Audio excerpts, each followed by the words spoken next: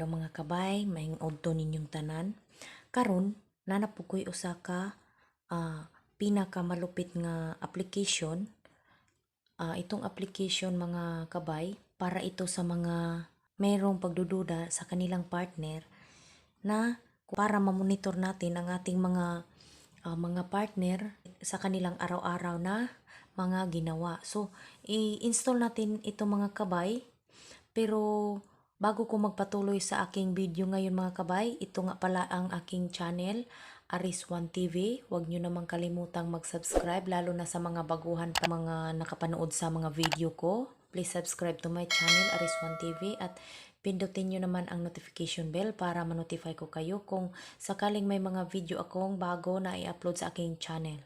So ngayon mga kabay, itong application mga bay, ay dito natin makikita sa Play Store. So itong application ito ay aking na-install na sa dalawa kong cellphone. So dito mga kabay, halimbawa mga kabay, ito ang cellphone ng partner mo. Dito tayo mag-focus sa cellphone ng partner mo. Mga kabay, kailangan nyo itong i-hide sa kasi halatang halata itong application na ito. Kailangan nyo itong i-hide sa napakaraming mga apps or dito sa ibang folders nyo. Merong maraming naka-stack. So dito mo i-hide. So kayo na ang bahala kung saan niyo i-hide ang application na ito para hindi halata sa partner mo na mayroon kang in-install sa kanyang cellphone. So mga bay, itong application na ito, wag nyo lang gagamitin sa masama. So gagamitan nyo lang ang inyong mga partner or mga boyfriend, girlfriend na may pagdududa kayo kung ano ang ginagawa. So atin ang umpisahan. Ito lang sa Play Store nyo ito matatagpuan. So yun lang bay, ang pangalan ay ScreenTalk Remote Mobile Screen Sharing. So ayan, pagkatapos nyo na-install mga kabay, maliit lang ito, ay 5 MB lang or 6. Maliit lang space ang ma-occupy nito. So dito mga kabay, so na-install nyo na yan at atin lang siyang i-open. I-open lang natin yan. So dito mga kabay, meron tayong makikitang code dito sa dalawang cellphone mo. Mga kabay, ito ang cellphone ng girlfriend mo or asawa mo or basta partner mo. Ito ang cellphone ng partner mo. Itong cellphone mo mga kabay ay kailangan wag nyo na itong galawin, wag nyo itong gagamitin hanggat hindi pa ito natanggal sa cellphone niya. Kasi para hindi halata kung ano ang na mayroon tayong ini-install sa kanyang cellphone. So i-standby nyo lang hanggat maaari gumamit ka ng ibang cellphone at itong cellphone na minomonitor mo kung ano ang ginawa niya dito ay makikita mo dito sa cellphone mo. So i-standby nyo lang kasi kapag ginalaw mo ito ay maaaring ma-disconnect ang application na ito dito sa kanyang cellphone. So ang gagawin natin ngayon ay ang code natin ay ating kopyahin at isulat natin dito sa cellphone niya. So, ito ang cellphone niya. So, ang code niya ay 5176984. Katapos dito, pindutin nyo lang itong call. So, ayan. At itong start now. Antayin nyo lang, meron siyang dumating dito na parang caller na tumawag siya. Meron siyang nakalagay na accept. So, i-accept nyo lang. So, ayan. Accept nyo lang. So, dito, meron siyang agree. Pindutin nyo lang ito. So, ayan.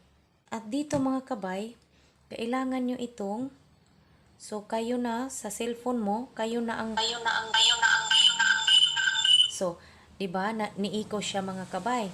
So, kailangan mga kabay, diba, ito ang cellphone mo. Kailangan i-off nyo ang mic kasi kapag hindi nyo ito i-off, marinig dito sa cellphone ng partner mo. So, kailangan mga kabay, kailangan i-off nyo ito.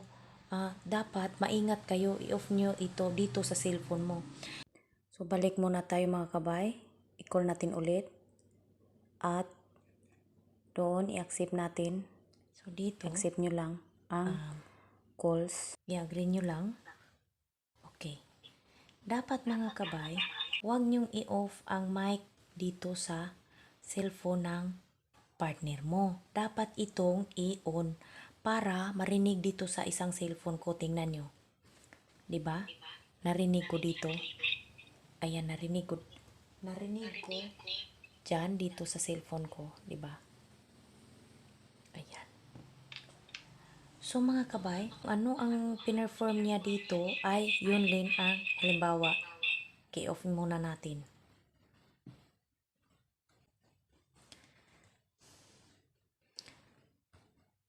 So halimbawa mga kabay, iba ito ang ating monitoring sa kanila. So kung ano ang ginawa niya sa cellphone niya, tingnan nyo mga kabay, makikita din natin kung ano ang screen saver or ano ang itsura ng kanyang screen.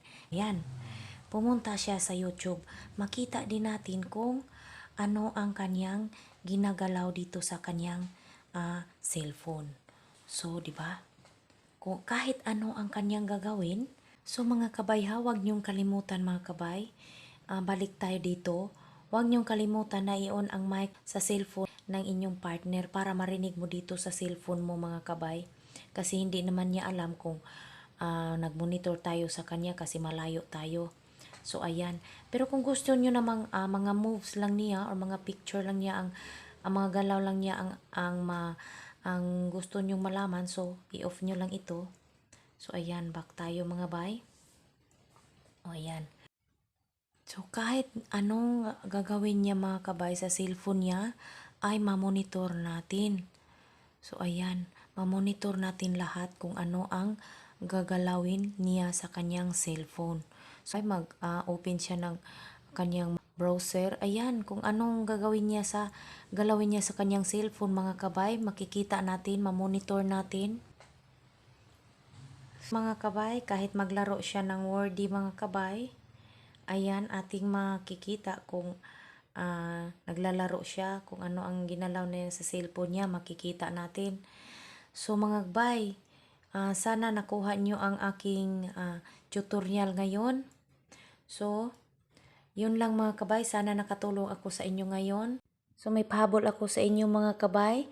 So kapag gumamit tayo ng application na ito, wag na wag tayong magkamali kasi kapag ginalaw mo ito ay magka-error siya at mag-stop na ang mag-malfunction na siya mga kabay. So wag na wag nyong galawin itong monitoring nyo. So ayan, wag na wag talagang galawin. So kapag kapag ginalaw nyo na ito mga kabay, ayan, nagka-error na siya mga bay kasi ginalaw ko na siya. So dito na-stop na ang kanyang monitor. So ang tips ko dito mga kabay, wag na wag nyong galawin ang monitoring nyo kasi yun ang makapastop. Hindi nyo na madidetect yung monitoring dito sa cellphone ng inyong partner. So yun lang mga kabay ang isi-share ko sa inyo ngayon. Thank you for watching mga bay.